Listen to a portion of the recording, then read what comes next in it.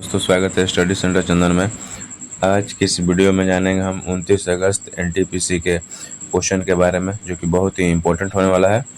आप इस वीडियो को पूरा वॉच कीजिएगा ताकि आपको जो आने वाले शिफ्टों में एग्जाम है उसमें आपको कुछ ना कुछ क्वेश्चन को मदद मिलेगा, ठीक है। क्योंकि एनटीपीसी कुछ न कुछ क्वेश्चन को हर एक शिफ्ट में दोहरा रहा है।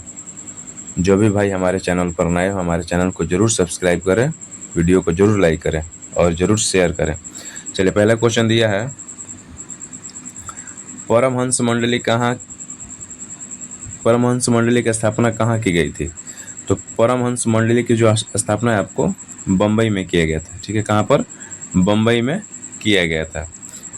ददोबा पांडुरंग, दुर्गाराम मेहता और उनके साथियों ने 1849 में बम्बई में की थी। तो परमहंस मंडली की स्थापना बम्बई में 1849 में हुआ था।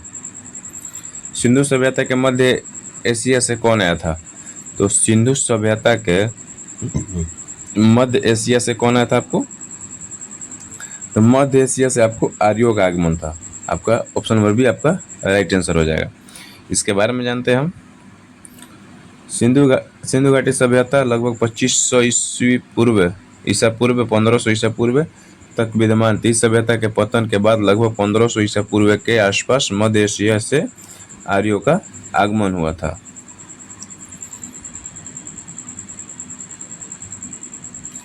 सबसे पहले किस अम्ल की खोज की गई थी। तो सबसे पहले आपको सल्फ्यूरिक अम्ल का खोज किया गया था। किस अम्ल का? सल्फ्यूरिक अम्ल का। ऑप्शन नंबर बी आपका राइट आंसर हो जाएगा। एलोरा की गुफाएं किस स्थापत्य शैली से में बनी हुई है। तो एलोरा की गुफाएं आपको है वेसर शैली में बनी हुई है। ऑप्शन नंबर सी आपका राइट आंसर हो जाएगा। इसका जो व्याख्या दिया गया आप नीचे पढ़ लीजिएगा, ठीक है।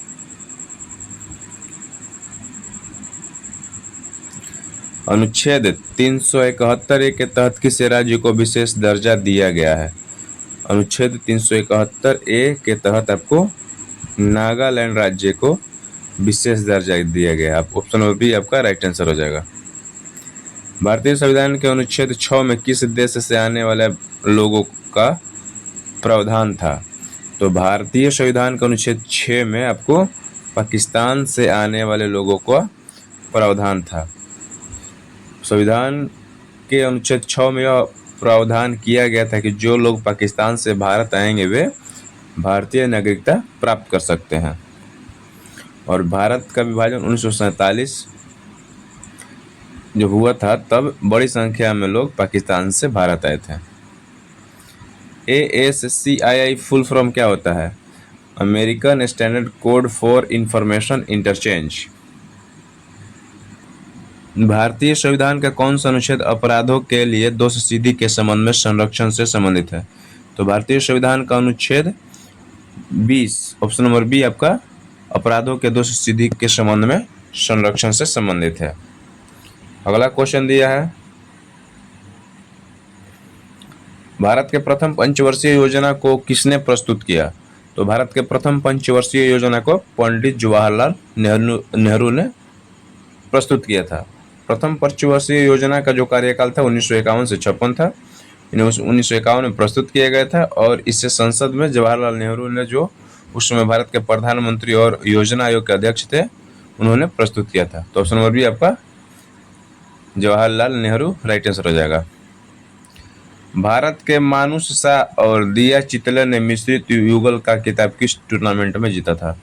तो भारतीय टेबल टेनिस खिलाड़ी मानुष शाह और दिया चितले ने टूर्नामेंट WTT कॉन्टेंडर ट्यूनिस 2025 में मिश्रित युगल का खिताब अपने नाम किया था। तो आपको ऑप्शन नंबर सी हो जाएगा WTT कॉन्टेंडर ट्यूनिस 2025। यह टूर्नामेंट ट्यूनिसिया में आयोजित हुआ था। यह टूर्नामेंट जो है ट्यूनिसिया में आयोजित हुआ था। और जो ये मानुष शाह और दिया चितले ये टेबल टेनिस खिलाड़ी हैं, ठीक है, टेबल टेनिस खिलाड़ी। भारत की पहली anti submarine warfare shallow water craft का नाम क्या था। तो भारत की पहली anti submarine warfare shallow water craft का नाम आपको क्या था। तो भारत की पहली anti submarine warfare shallow water craft का नाम INS अरनाला है। इसे 18 जून 2025 को विशाखापत्तनम के नौसेना डॉक यार्ड में भारतीय नौसेना के पूर्वी नौसेना कमान में शामिल किया गया था। तो ऑप्शन नंबर बी आपका राइट आंसर हो जाएगा। यह जहाज garden rich ship builders and engineer Kolkata द्वारा स्वदेशी रूप से डिजाइन और निर्मित किया गया है। INS अरनाला की लंबाई 77.6 मीटर और वजन लगभग 1490 टन है। 1952 में भारत सरकार द्वारा शुरू की गई ग्रामीण विकास योजना निम्नलिखित में से कौन सी थी? तो 1952 में भारत सरकार द्वारा शुरू की गई ग्रामीण विकास योजना का नाम सामुदायिक विकास कार्यक्रम यानी कम्युनिटी डेवलपमेंट प्रोग्राम CDP है। यह कार्यक्रम 2 अक्टूबर 1952 को गांधी जयंती के अवसर पर शुरू किया गया था। तो आपका option number B community development programme right answer हो जाएगा। भारतीय संविधान में केंद्र शासित प्रदेशों का प्रशासन किस अनुच्छेद के तहत वर्णित है? तो भारतीय संविधान में केंद्र शासित प्रदेशों का प्रशासन जो है अनुच्छेद 239 से 239 के तहत वर्णित है। ठीक है, इसके तहत हर केंद्र शासित प्रदेश में राज्यपाल के समान एक अधिकारी की नियुक्ति राष्ट्रपति द्वारा की जाती है। डेस्कटॉप पर नई फाइल कैसे बनाई जाती है? तो डेस्कटॉप पर नई फाइल बनाने के लिए डेस्कटॉप पर खाली जगह पर माउस से राइट क्लिक करें, फिर न्यू पर जाएं। जो फाइल आप बनाना चाहते हैं जैसे माइक्रोसॉफ्ट वर्ड डॉक्यूमेंट उसे चुनें या सीधे फोल्डर चुनें और उसके अंदर फाइल बनाने के लिए कोई एप्लीकेशन खोलें। आप कीबोर्ड शॉर्टकट Ctrl+Shift+N का उपयोग करके भी डेस्कटॉप पर एक नया फोल्डर बना सकते हैं। भारतीय जनसंख्या को इनमें से कौन सा कारक प्रभावित नहीं करता है? तो भारतीय जनसंख्या को इसमें कौन सा कारक आपको प्रभावित नहीं करता है? तो अक्षांश भौगोलिक स्थिति का सूचक है, लेकिन यह सीधे जनसंख्या पर प्रभावी कारक नहीं होता है, बल्कि जलवायु, मौसम और आदि माध्यम से अप्रत्यक्ष प्रभाव डालता है। तो ऑप्शन नंबर आपका डी लैटिट्यूड हो जाएगा।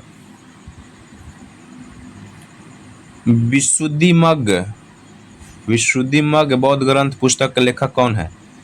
विशुद्धिमग्ग बौद्ध ग्रंथ पुस्तक के लेखक कौन है आपको? तो इसे बौद्ध घोष ने 5वीं शताब्दी ईस्वी में लिखा था। ऑप्शन नंबर सी आपका राइट आंसर हो जाएगा। इसका अर्थ क्या होता है? पथ की शक्ति, द पथ ऑफ प्यूरिफिकेशन। अप्रैल 2025 में T20 क्रिकेट में 12,000 रन पूरे करने वाले दुनिया के 8वें खिलाड़ी और भारत के दूसरे खिलाड़ी कौन बने हैं? तो ऑप्शन नंबर सी आपका राइट आंसर हो जाएगा, रोहित शर्मा। रोहित शर्मा ने 23 अप्रैल 2025 को सनराइज हैदराबाद और मुंबई इंडियंस के बीच खेले गए मैच में T20 क्रिकेट में 12,000 रन पूरे किए हैं। ऑप्शन नंबर सी आपका राइट आंसर हो जाएगा। RTI सूचना का अधिकार किस बॉडी पर लागू किया जा सकता है? तो RTI सूचना का अधिकार अधिनियम केवल उन संस्थाओं या निकायों पर लागू होता है जिन्हें सार्वजनिक प्राधिकरण माना जाता है। इसका मतलब है कि यह कानून मुख्यतः सरकारी संस्थाओं पर लागू होता है, यानी government bodies. Option number A आपका राइट आंसर हो जाएगा। सरकारी संस्थाएं, RTI सूचना का अधिकार आपको सरकारी संस्थाएं पर लागू होता है।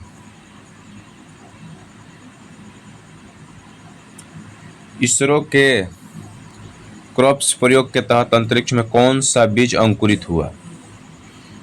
तो इसरो के क्रॉप्स प्रयोग के तहत कौन सा बीज अंकुरित हुआ? तो इसरो ने 30 दिसंबर 2024 को PSLV C60 रॉकेट के माध्यम से POEM-4 प्लेटफॉर्म पर क्रॉप्स यानी compact research module for orbital plant studies प्रयोग भेजा, जिसमें लोबिया के बीज अंतरिक्ष में भेजे गए थे। जिसमें लोबिया, ऑप्शन नंबर ए आपका राइट आंसर हो जाएगा, लोबिया।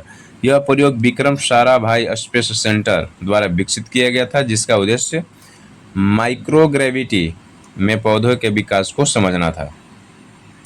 इनमें कौन सा एक स्वदेशी हल्का टैंक है? इनमें से कौन सा एक स्वदेशी जो है हल्का टैंक है? तो ऑप्शन नंबर सी आपका जोरावर। जोरावर भारत का स्वदेशी हल्का टैंक है जिसे डीआरडीओ और भारतीय सेना की सहयोगी टीम द्वारा विकसित किया गया है। इसका उद्देश्य पहाड़ी इलाकों और कठिन भूभाग में गतिशीलता प्रदान करना है जहां भारी टैंक संचालित करना कठिन होता है। जलवायु परिवर्तन पर पेरिस समझौता किस वर्ष अपनाया गया था? जलवायु परिवर्तन पर पेरिस समझौता जो है आपको किस वर्ष अपनाया गया था?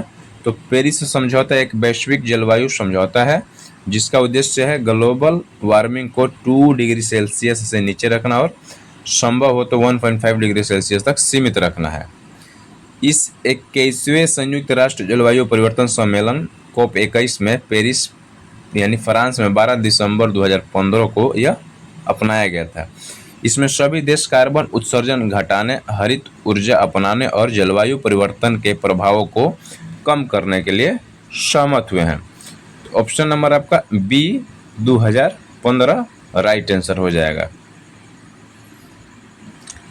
बंगाल सरकार ने विद्युत प्रकाश अधिनियम किस वर्ष पारित किया था?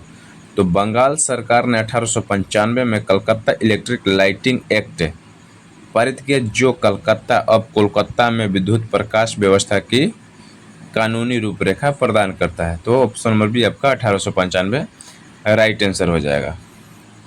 इस अधिनियम के तहत Calcutta electric supply corporation limited को पहली बार 1897 में लाइसेंस प्रदान किया गया जिससे शहर में विद्युत आपूर्ति की शुरुआत हुई। 1899 में CESC ने भारत का पहला थर्मल पावर प्लांट कोलकाता में स्थापित किया था। तो ऑप्शन नंबर बी आपका राइट आंसर हो जाएगा 1895। वर्तमान में ऑस्ट्रिया के चांसलर कौन बने हैं? तो वर्तमान में ऑस्ट्रिया के चांसलर आपको क्रिश्चियन स्टोकर जिन्होंने 3 मार्च 2025 को चांसलर का पद संभाला। त्रिशक्ति नारी नाविक अभियान कहाँ से शुरू किया गया? तो त्रिशक्ति नारी नाविक अभियान को मुंबई के भारतीय नौसेना जल यात्रा प्रशिक्षण केंद्र कोलाबा से शुरू किया गया है। कहाँ से शुरू किया गया आपको? मुंबई के भारतीय नौसेना जल यात्रा प्रशिक्षण केंद्र कोलाबा से शुरू किया गया। 7 अप्रैल 2025 को भारतीय थल सेना, नौसेना और वायुसेना के 12 सदस्य महिला चालक दल के साथ यह अभियान शुरू हुआ। इस अभियान में एक महिला दल 55 दिन की समुद्री यात्रा पर निकला है जो मुंबई सेशल्स मुंबई के बीच 4000 समुद्री मील की दूरी तय करेगा।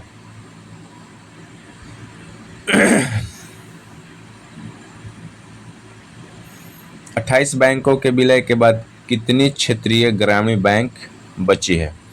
तो 28 विलय किए गए क्षेत्रीय ग्रामीण बैंक अब भारत में बचे हैं।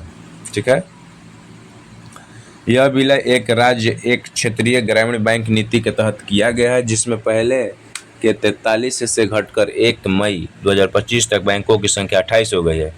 इस विलय का उद्देश्य वित्तीय सामर्थ्य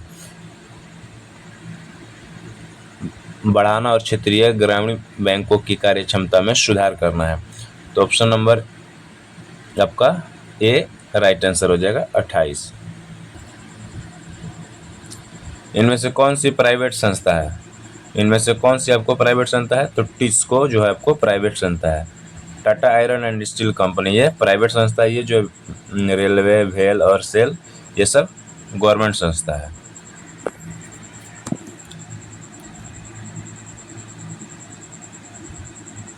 वीडियो अच्छी लगे तो लाइक कीजिए और हमारे चैनल को जरूर सब्सक्राइब कीजिए।